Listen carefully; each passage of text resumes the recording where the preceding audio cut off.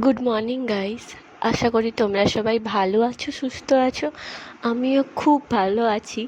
তবে গরমটা এত পড়েছে যার জন্য হয়তো কেউ কেউ অনেকেই অস্বস্তিতে ভুগছো। তো আমাদের এদিকে সেদিন মেঘলা হয়েছিল, যেহেতু বৃষ্টি হয়নি সেহেতু মেঘলার জন্য আরও বেশি অস্বস্তিতে ভরে গেছিলো। তো চলো এবার নিচে যাওয়া যাক। তো নিচে এসে খেয়ে নিলাম একটু ড্রাই ফ্রুটস। প্রেগনেন্সির সময় প্রচুর পরিমাণে আমি ড্রাই ফ্রুটস খেতাম, কিন্তু এখন আর ভালো লাগে না। খেয়ে খেয়ে তো একঘেয়েমি ধরে গেছে। যাই হোক, এখন তবুও খেতে হবে। তারপরে টিফিন করে নিলাম মুড়ি, বেগুনি আর পাঁপড় দিয়ে। তো টিফিন করে এবার চলে যাব আমি রান্না করতে। তো এখন ঘরে সবাই আছে তাই অতটা চাপ নেই। দেখো রান্না হয়ে গেছে, এখানে এঁচোড়ের তরকারি আর চিংড়ি মাছের টক হয়েছিল।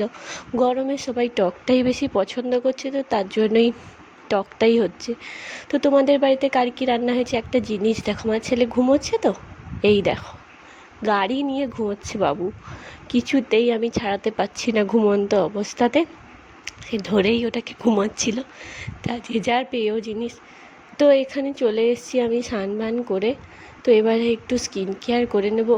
আগে এইসব ছিল না, নিজেকে প্রচুর লেজি মনে হতো। যাই হোক, এখন তো নিজেকে ঘুরে দাঁড়াতেই হবে, একটু নিজের প্রতি যত্ন নিতে হবে। আমার প্রতি আমি না যদি না যত্ন নিই নিজের প্রতি, তাহলে কে নেবে বলো?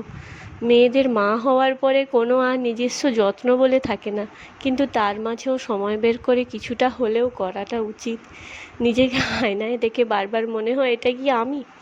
তো যাই হোক, এখানে স্কিন কেয়ার করে এবারে আমি চলে যাব নিচে লাঞ্চ করতে। লাঞ্চ করে দেখো সন্ধেবেলাতে খাবার বানাচ্ছিলাম, আর আমার ছেলে দেখো যত ওখানে ডিবাগুলো ছিল সবগুলো ফেলতে শুরু করেছে।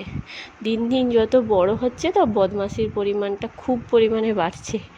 একটা কথা বললে শুনবে না, সব ডিবাগুলোকে পর করে ফেলাচ্ছে।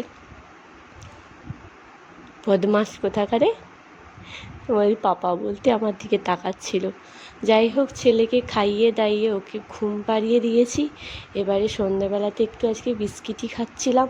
আশা করি তোমাদের ভিডিওগুলো খুব ভালো লাগছে, বা ভালো নাও লাগতে পারে। যাই হোক, চ্যানেলটাকে একটু সাপোর্ট করো প্লিজ।